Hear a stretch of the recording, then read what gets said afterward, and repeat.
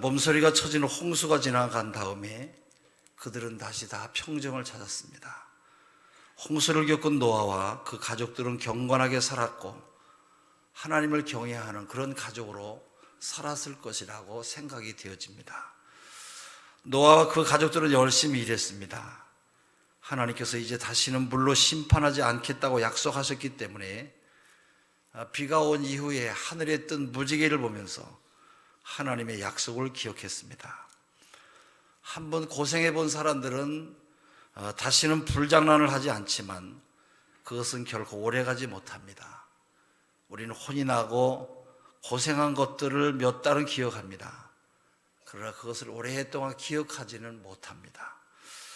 우리 국민은 고난을 잘 잊어버리는 그런 민족이에요. 옛날에 응암동에 있는 아우 아파트가 와르르 무너졌어요.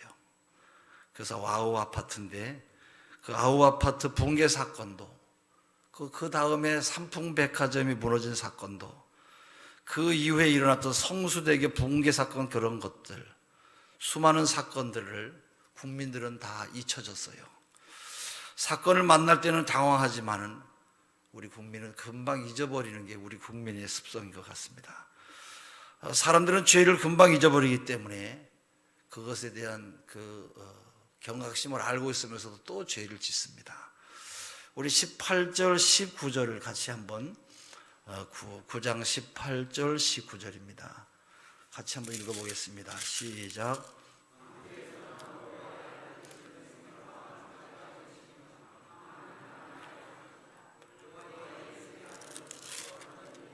온 땅에 퍼지니라. 노아와 그 가족들은 방주에서 다 나왔어요.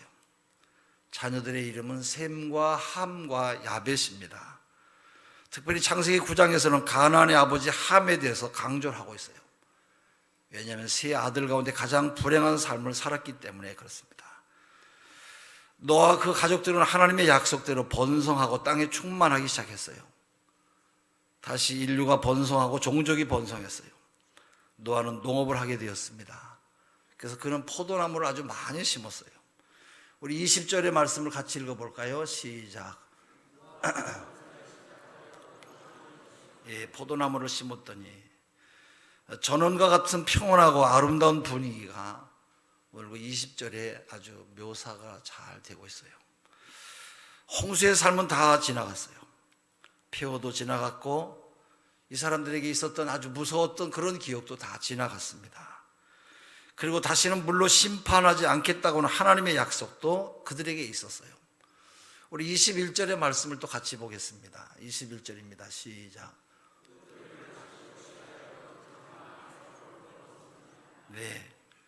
포도주를 마시고 취하여 그 장막 안에서 벌거벗었대요. 홍수의 심판을 잊어버린 노아의 실수하는 그런 모습을 볼 수가 있어요. 20절과 21절에서는 문제가 생긴 것을 볼 수가 있는데, 노아가 포도나무를 심었는데 포도주를 마시고 그 장막에서 벌거벗었다고 그렇게 성경은 말하고 있어요. 표현은 단순하지만 여기서 일어난 사건은 아주 엄청나게 큰 사건입니다. 술 먹고 취한 것이나 포도주를 마시는 것은 그리 큰 문제가 되지 않습니다. 포도주 한 잔쯤이야 어떻겠습니까? 그러나 그것이 자기 자신을 그렇게 취하게 할 줄은 몰랐습니다. 또 취한들 좀 어떻겠어요? 그러나 뻘거벗고 수치를 당하게 될 줄은 몰랐어요. 사실 노아는 이런 사람이 아니에요. 창세기 6장 8절에서 9절을 보면 노아를 의인이요 당대의 안전한 자였고 하나님과 동행하는 사람이었다, 그렇게 소개하고 있어요. 노아는 하나님의 특별한 은혜를 입었기 때문에 홍수의 심판으로 모든 인류가 모두 멸망당했을 때도 노아와 그의 가족들은 구원받을 만큼 하나님 앞에 인정받은 사람들이었어요.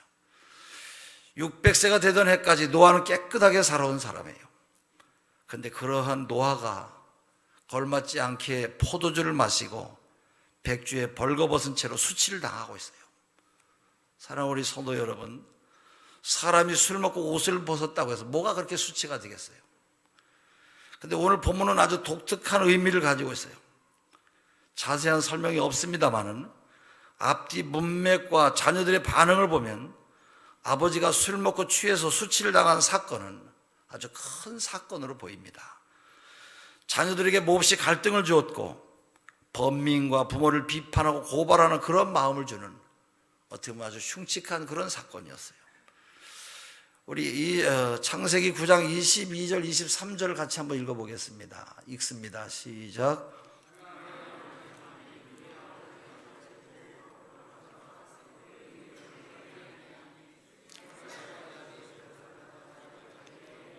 뒷걸음쳐 들어가서 그들의 아버지 하체를 덮었으며 그들이 얼굴을 돌이키고 그들의 아버지 하체를 보지 아니하였더라. 예.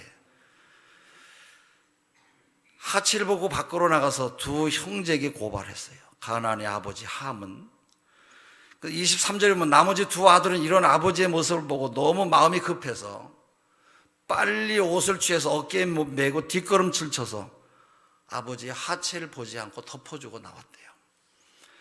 노아가 어떤 잘못을 저질렀는지 성경은 자세히 설명되지 않아서 잘 알 수가 없어요.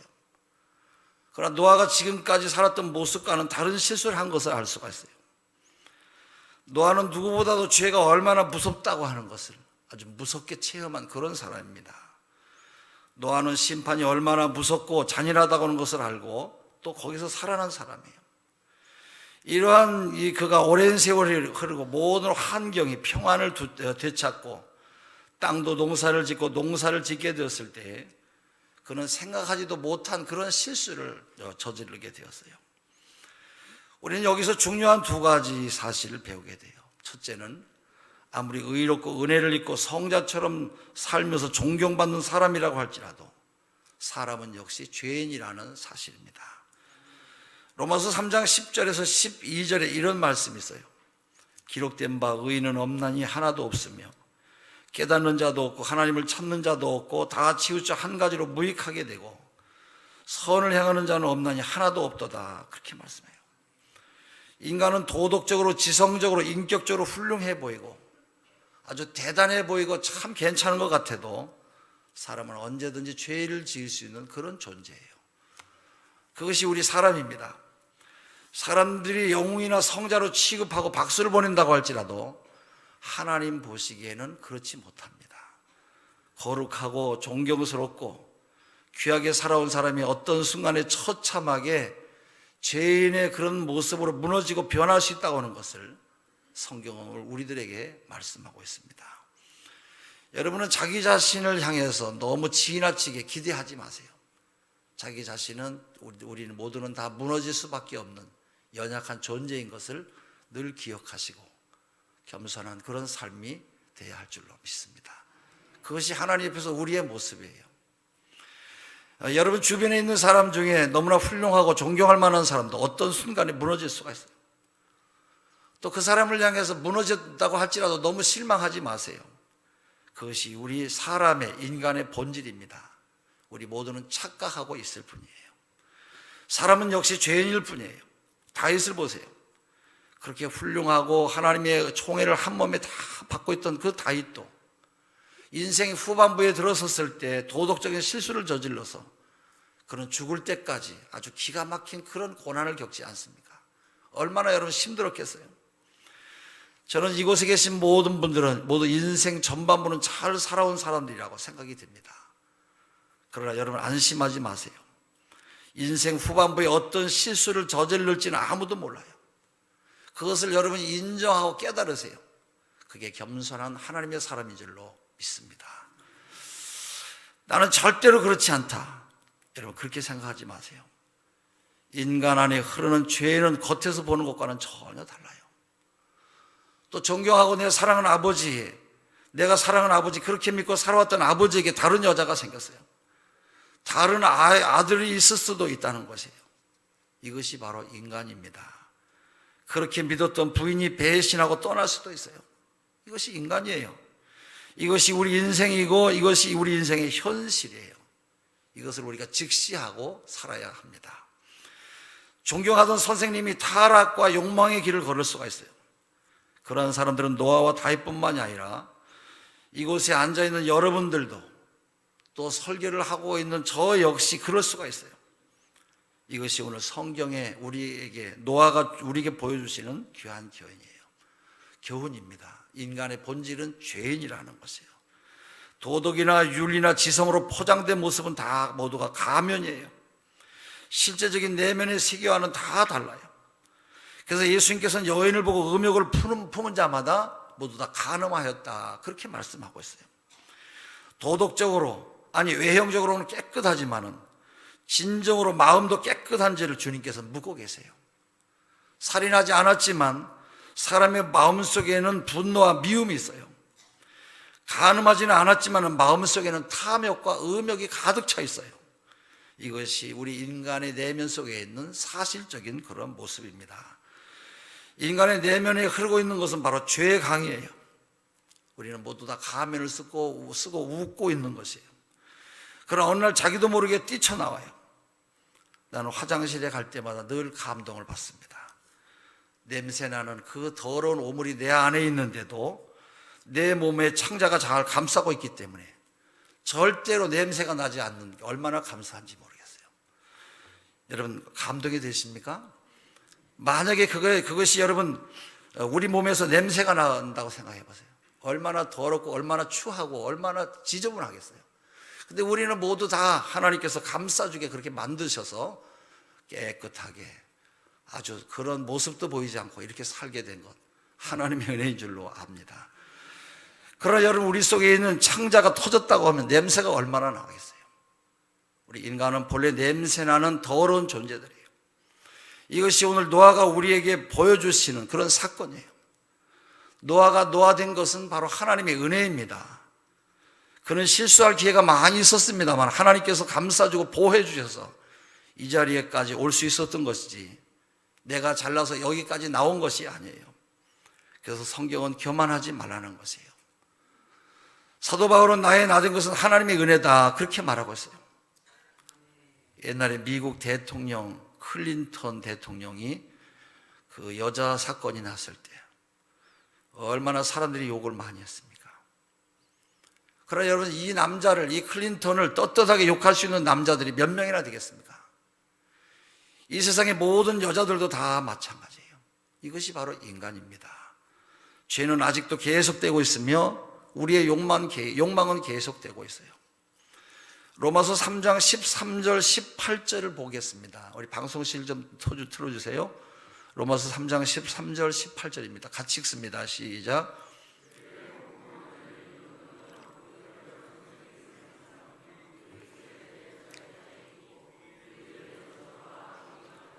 그 발은 피 흘리는 데 빠른지라 파멸과 고생이 그 길에 있어 평강의 길을 알지 못하였고 저희 눈앞에 하나님을 두려워함이 없느니라 함과 같으니라. 예, 그렇게 말씀하고 있어요. 오늘 우리가 이 말씀 속에서 배우는 것은 우리 모두는 다 예수님 앞에 가야 된다는 것이에요. 내 죄를 씻는 것은 내 의지나 내 노력이나 내 교양으로 절대로 되지 않아요. 예수 그리스도께서 값없이 주신 그 피로 우리의 죄를 용서받아야 우리 하나님의 자녀가 되었다고 하는 사실 앞에 다시 한번 나 자신을 돌이켜보는 그런 좋은 기회가 되시기를 바랍니다. 누구를 향해서 손가락질 할 거 없어요. 다 내 모습이 여러분의 모습이고 여러분의 모습이 우리들의 모습이에요. 노아에게서 배우는 두 번째 사실은 방종은 금물이라는 것이에요. 노아가 실수한 것은 방심했기 때문에 그래요. 방종은 금물이에요. 대홍수 이후에 아무 문제가 없고 평안하며 농사도 아주 잘 되었어요. 자녀들도 잘 자라났고 하는 일이 모두가 다 잘 되었어요. 그래서 방심하게 된 것이에요. 여러분, 사람을 그냥 놓아두면 마치 죄인이 아닌 것 같아요. 그래서 교만하게 되고 방심하게 되고 자기 스스로 매우 똑똑하고 잘난 것으로 그렇게 떠들고 돌아다녀요. 여러분, 하나님께서 다시 홍수로 심판하지 않겠다고는 약속까지 하셨기 때문에 안심도 되었어요. 사람의 가장 큰 문제는 뭡니까? 가장 큰 문제는 교만한 것이에요. 교만으로 인해서 모든 문제가 생겨요. 특별히 여러분은 자기 전공 분야에서 조심하세요.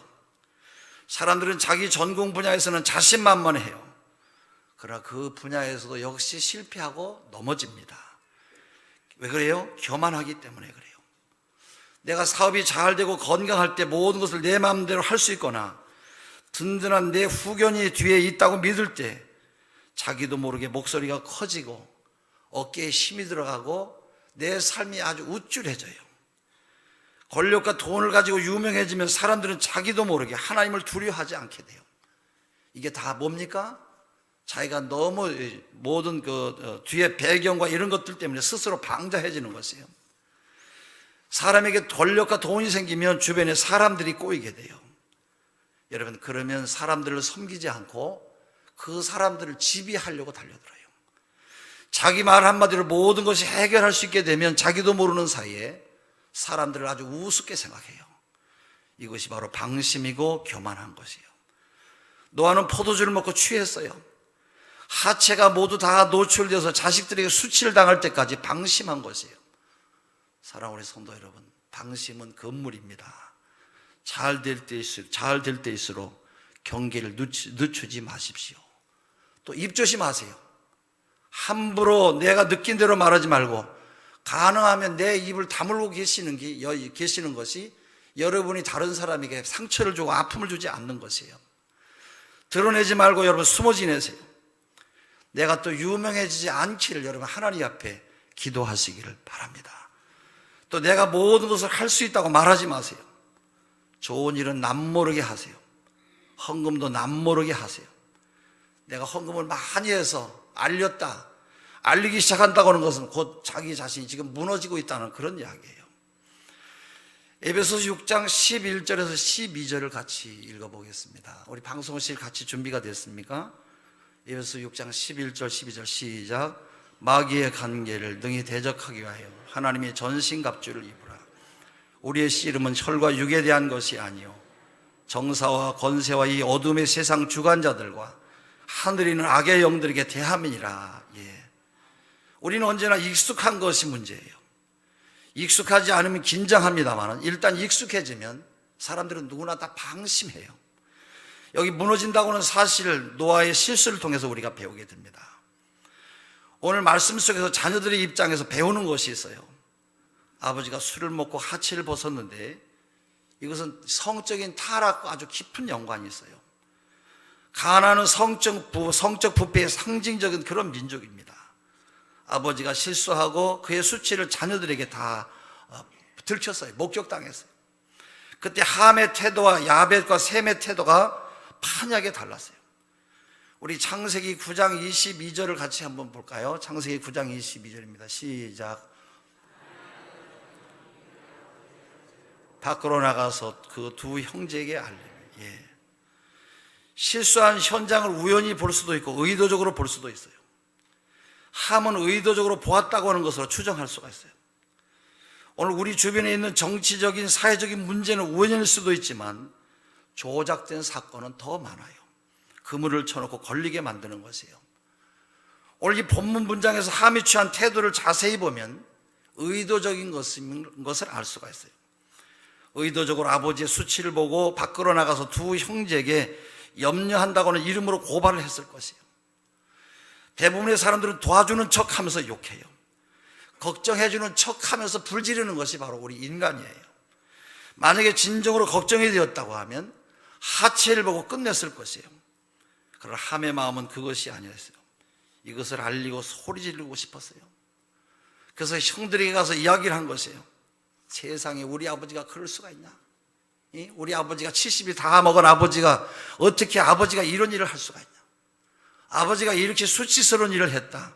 우리 아버지는 문제가 있다고 그렇게 말해요. 이런 말을 하는 사람은 아버지에게 대한 상처가 있어요. 이것은 아버지와 함과의 사이에 상처가 있었기 때문에 그래요. 상처가 없는 사람은 절대로 이렇게 말하지 않아요. 이렇게 행동하지 않아요. 그러나 상처가 있는 사람은 언제나 자기 자신의 내면을 다 드러내는 것이에요. 한 번 했던 이야기는 자꾸 반복하는 사람은 바로 그 상처가 회복될 때까지 그 말을 계속해서 떠들어요. 함과 아버지 사이에 깊은 상처가 있었어요. 이것이 바로 오늘 함이라고 하는 노아의 자녀에게서 보는 그런 모습이에요. 자기 아버지에게서 상처를 받으면 그 상처를 꼭 자기 자녀에게 넘겨주게 되어 있어요. 그게 사람이에요. 요즘 여러분 학교 폭력이 아주 난무하고 있어요. 돈을 뜯어오라고 시키는 짱이라고 하는 아이를 보면 이런 아이들은 거의 부모에게 100% 매를 맞고 살았던 아이들이에요. 이 아이들은 늘 아버지에게 매맞은 대로 친구들도 때려서 멍들게 하고 친구들을 학대해요. 이거는 여러분 만화나 영화에서 본 것뿐만이 아니라 실제로 자기 자신이 경험한 것이기 때문에 남에게도 그대로 하는 것이에요. 부모에게 받은 상처는 그대로 자기 자신의 아들에게도 전달이 됩니다. 불행은 그래서 계속되는 것이에요. 그러나 똑같은 아들인데도 다른 아이들은 다른 태도를 취했어요. 우리 창세기 9장 23절의 말씀을 같이 보겠습니다. 시작.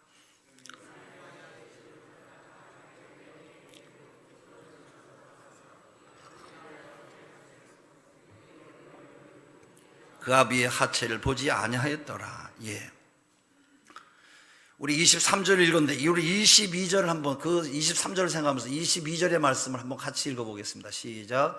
가나안의 아버지 함이 그의 아버지 하체를 보고 밖으로 나가서 그의 두 형제에게 알림해.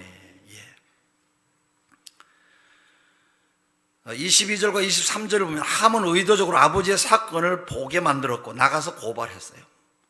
23절에서는 두 형제는 아주 조심스러운 행동을 합니다. 그들은 자기들의 옷을 어깨에 메고 뒷걸음쳐서 아버지 하체를 덮고 얼굴을 돌렸다. 그렇게 성경은 말씀하고 있어요. 대부분의 사람들은 이 정도가 되면 아버지를 한 번쯤은 볼 것이에요. 이 두 사람은 보지 않았어요. 그리고 아버지 하체를 덮고 조용히 빠져나왔어요.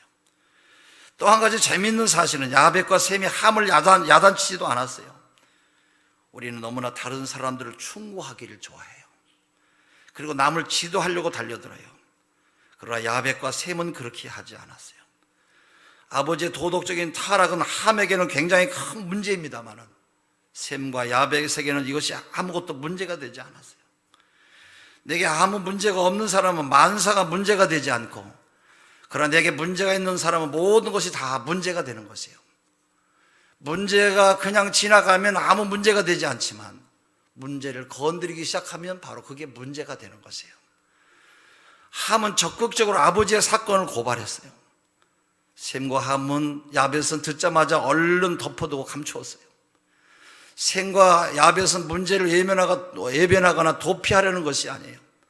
적극적으로 덮어주고 감싸주려고 하는 것이에요. 부모는 자식의 허물을 드러내지 않습니다. 자식의 나쁜 습관이나 학교에서 있었던 일들을 드러내지 않고 부모는 자꾸 덮어주려고 해요. 되도록이면 예쁘게 미화시켜줘서 우리 자녀가 상처를 갖지 않고 살도록 그렇게 해주려고 해요. 하나님은 여러분의 죄를 드러내 알리거나 지적하지 않고 충고하지 않아요. 야단치지도 않아요. 회개만 하면 덮어주려고 하세요. 모른 척 하세요.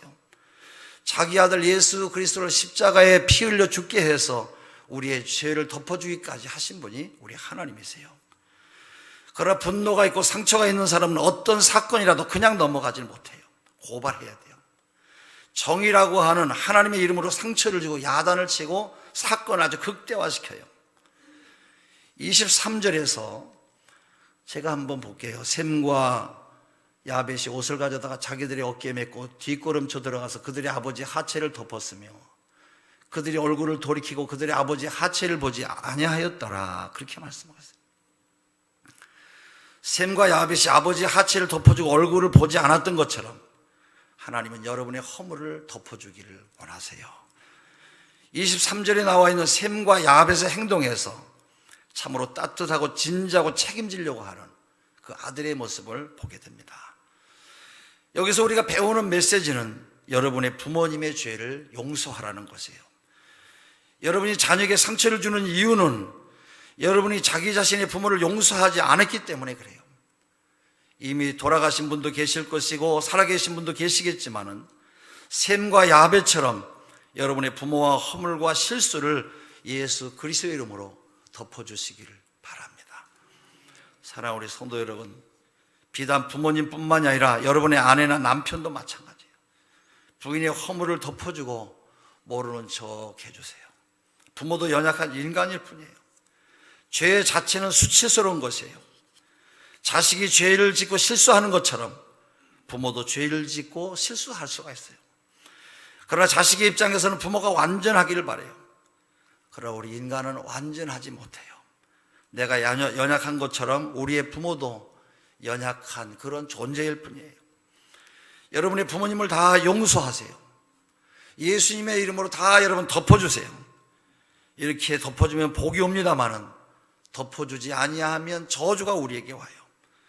그것이 바로 25절부터 27절에 예언된 그런 말씀이에요. 우리 25절에서 27절의 말씀을 같이 읽겠습니다. 시작.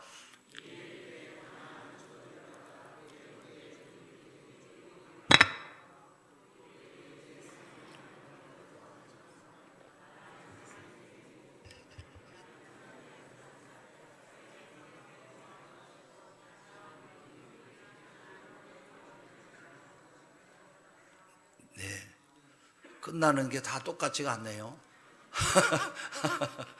한 분은 인제서 막 끝나는 분도 계시고.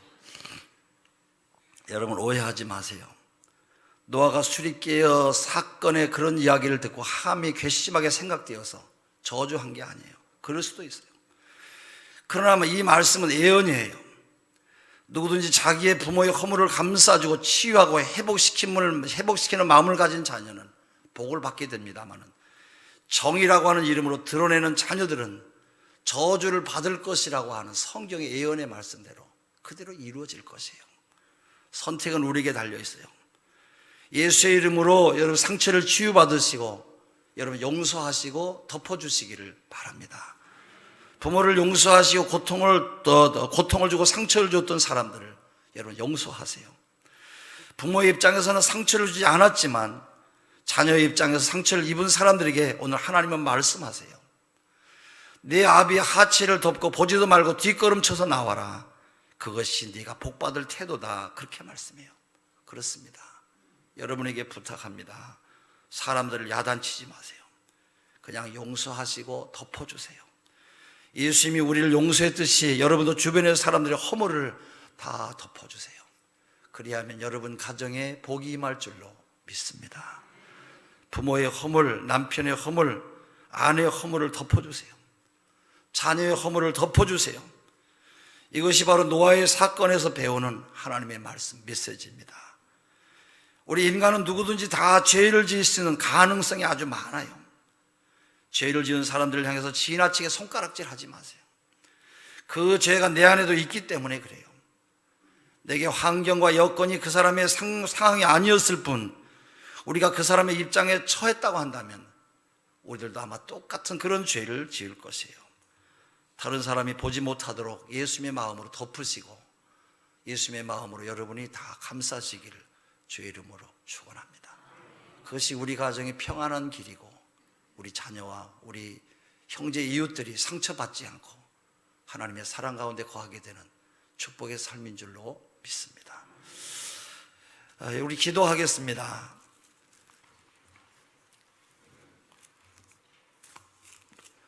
찬양 한 장 하고 기도하겠습니다.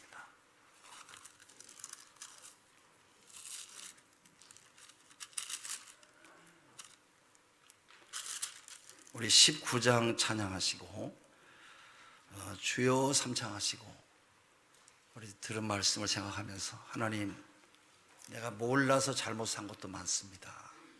용서해 주시고 다시는 내 입이 따발총이 되지 않고 입이 조용히 많은 사람을 포용하고 덮어주는 그런 하나님의 사람으로 살게 해 주십시오. 기도하시다가 여러분 돌아가시기 바랍니다. 우리 19장입니다. 찬송하는 소리 있어.